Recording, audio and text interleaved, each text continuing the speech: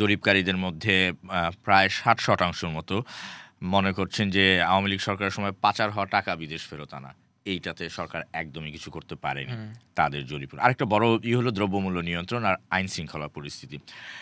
মোটা দাগে এইগুলোতে আসলে অসন্তুষ্টির পরিমাণ সবচেয়ে বেশি।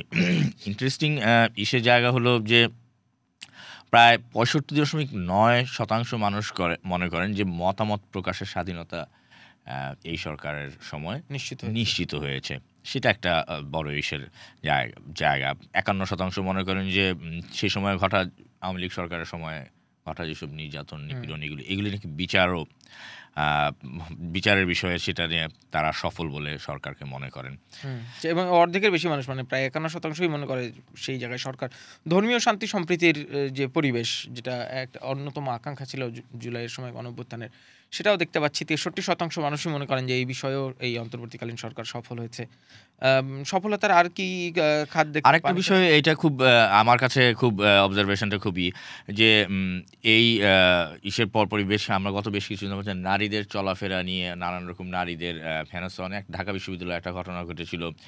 এক ছাত্রীকে কর্মচারীকেও একজন হ্যারাস করেছিল শাহবাগে, থানায় নিয়ে যাওয়ার পর তাকে ছুটি। কিন্তু এরকম আরো নানান ধরনের ঘটনা আমরা সংবাদ মাধ্যমে দেখেছি, সংবাদ মাধ্যমে এসে জানান। কিন্তু এইগুলো সত্ত্বেও এই জরিপকারীদের মধ্যে 50.1% মনে করেন যে নারীর নিশ্চিত চলাফেরা ও নিরাপত্তা পরিবেশ নিশ্চিত করাতে আসলে সরকার সফল হয়েছে। অর্ধেকই তাই বলেছে, মানে 1.3% আসলে নিশ্চিত নয় বলেছে। সেটা একটা আরেকটা ইন্টারেস্টিং হলো প্রায় অর্ধেকের বেশি মানুষ আবার মানে 50.1% যেমন বলছে যে সরকার সফল, আবার 48.6% মানুষ বলছে সরকার ব্যর্থ। মানে ডিফারেন্সটা খুব কাছাকাছি। আর 1.3% মানুষ আসলে তাদের কোনো মন্তব্য নেই কিংবা তারা আসলে নিশ্চিত নয় বিষয়টা নিয়ে।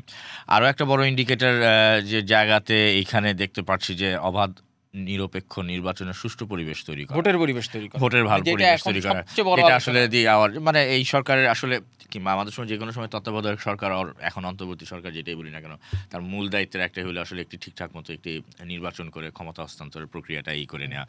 সেইখানটাতে 50.4% মানুষ মনে করছেন যে এতে আসলে সরকার সফল। 40%-এর কিছুটা বেশি মনে করেন যে একদমই ব্যর্থ, আর 10%-এর কাছাকাছি মানুষ আসলে নিশ্চিত না।